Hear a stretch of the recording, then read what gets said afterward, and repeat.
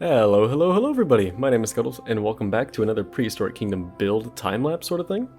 Today we are building the main helipad entrance sort of thing to Jurassic Park, that original 1993 waterfall, which was filmed in Hawaii. I'm not going to even try to pronounce the name of this waterfall, because it's just insane.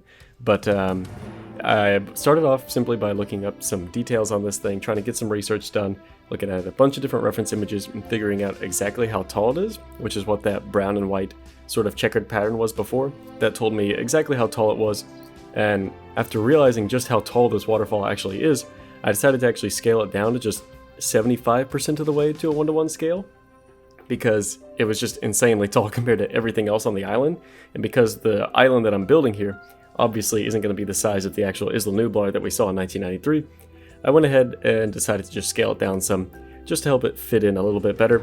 But after we got the height all figured out, you can see here I am starting to get the overall shape of the mountain that the waterfall actually falls off of. So you can see I've got that nice steep cliff face right there at the front, which is where that rock texture is, and that's just where all the water will start to come down. And then I've just slowly started adding in a little bit more bulk and mass to the surrounding area. That way I can populate the area with trees and everything like that. And then of course, every single waterfall has to have like a little reservoir sort of thing at the bottom where all the water goes to. And so you can see that little puddle there at the bottom. Once I'm pretty happy with the overall shape, you can see that here I am actually trying to figure out what trees and bushes and just all sorts of different foliage and shrubbery that I actually like. And then once I figure out the ones that I like, I select them all and I actually try and populate the mountain with it. And then after actually inspecting it from a down low sort of perspective, I realized that it feels a lot more wider and open than I would have liked, which is why you see me here deleting all those trees and actually going back in and trying to make it feel just a little bit more claustrophobic down there. Because whenever they're coming in on that opening scene landing on the helipad, it feels like they're going down almost like a tube sort of thing. And so that's what I kind of wanted to try and replicate that feeling for. Here you can see this is me starting to mess around with the waterfall sort of stuff. Instead of just having the splash animation going on everywhere, I thought it might be kind of cool to have these white rippling effects in the waterfall. I didn't end up liking them. As you can see, I deleted them right there. But that was my first little concept idea, was to try and add those. And weirdly enough, you can see that I just switched from one water type to another one. And oddly enough, the waterfall texture, or animation, whatever you want to call it, didn't look nearly as good as the water splash animation in terms of a waterfall. Whenever you scaled it up, it looked fine at a normal scale, but whenever you scaled it up, the water splash one's the one that actually ended up looking more like a waterfall. So that's the one I ended up going with. And then of course I had to use the waterfall part to make the actual water splash at the bottom. So it's kind of weird how that all played out, but I mean it works in the end, so I won't complain.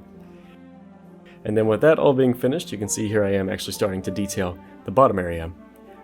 So first start, there's this main dirt road right here next to the helipad with a little creek running beside it. So I tried to replicate that. And then just off in front of the helipad, there's this little area of just extra water. I don't know really why it's here, but it's just a little lowered section, and it's just got tons of rocks in it. So you can see I make a bunch of rocks, color them to the way that I thought they looked sort of in the film. Then I just kind of start to populate the area with rocks just to give it a little bit more extra detail and everything like that.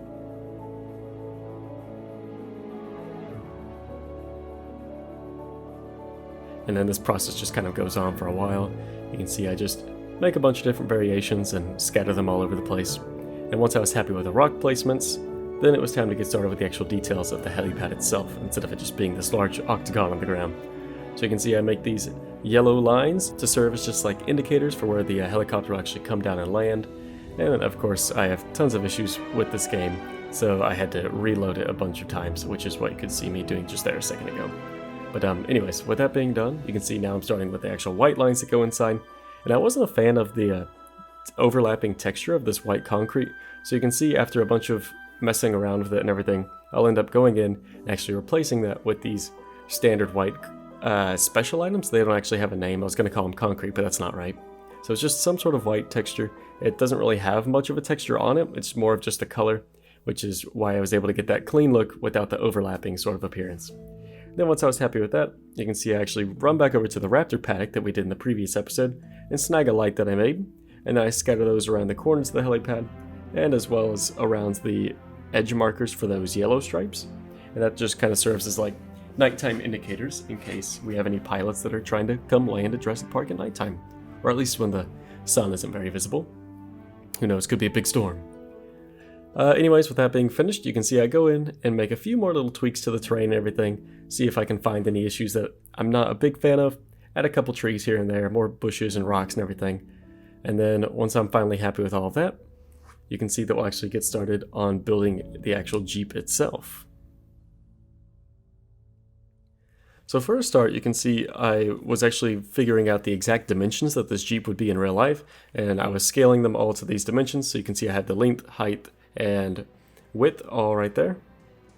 And then once I have that all figured out, you can see I actually started to try and figure out how I'm going to block this out and try and turn it from a block into something that looks somewhat like a Jeep or a real car. So you can see me experimenting with a bunch of different wheel sort of designs. There's not a single piece in the game that I'm really a big fan of when it comes to making these wheels, but after a bunch of failed attempts, you can see I end up just going back to the same old Ford Explorer Jeep that we use right there, and then I just throw those onto the bottom, give them a bit of color, and then we move on. My time-lapse accidentally, or actually it wasn't the time-lapse's fault, I accidentally didn't record whenever I went back to this little bit right here, which is why the wheels kind of jumped ahead for a bit there. But you didn't miss much, I just kind of added in the rims, and other than that you didn't really miss anything. But after that I add in the windscreen at the front, or the windshield, and then I go ahead and get started on the grill right here. And once that was finished, I tried to figure out a way that I could sort of replicate the roll cage on the top of it. I ended up actually going with the concrete pillar, and then coloring that and texturing it to my likings, and so you can see I just kind of lay these out and get them to all point towards each other, and they don't bend perfectly together. They kind of have these little cuts, as you can see in the back right there, but I thought it was close enough. And then with that little detail finished, I actually go in and start trying to get to work on the actual stripe itself that we see running along the front and the back side of the Jeeps. And this was probably the most challenging part of this, because I had to do a bunch of little finagly bits that we don't really have ideal shapes for, so it was a bunch of just overlapping shapes and hoping that they wouldn't stick out too much. But in the end it actually turned out pretty good, so I can't complain too much. Now, one thing I will say is I did consider actually including the entire helicopter itself within this time-lapse, but after trying and failing with a few different attempts of making the helicopter, I decided I'm just going to need to spend a little bit more time on it instead of just throw out something that I wasn't very happy with. So that'll actually have to be for another episode whenever we do more items, but in the meantime, hopefully the Jeeps will satisfy y'all until then. So yes, apologies for that, but we will get the helicopter in here one day, don't you worry. I just wanted to spend a little bit more time on it because right now I'm not happy with the way that it's turned out. Anyways, back on topic, you can see that here I'm making that large curved antenna, or I don't know if it's actually curved, I think it just connects back to the front of it. Either way, you can see I tried to add that on there for a little bit of extra detail. And then last but not least, I throw on the logo onto the side door, and of course we have to add the actual vehicle numbers. So the two vehicle numbers that I believe I saw whenever I looked back at the opening film, or scene, is Vehicle 29 and Jeep 18. So those are the two that I've added here. Vehicle 29 being the one closest to the helipad, and then Jeep 18 being the one in front of it. So you'll see after I get this all finished up and looking how I want it to, I go ahead and just scoot it forward, duplicate it, and then bring Jeep 29 to place right there behind it. Of course I have to swap out those letters in order to do that, or excuse me, numbers. But with that little detail being changed, that's pretty much it.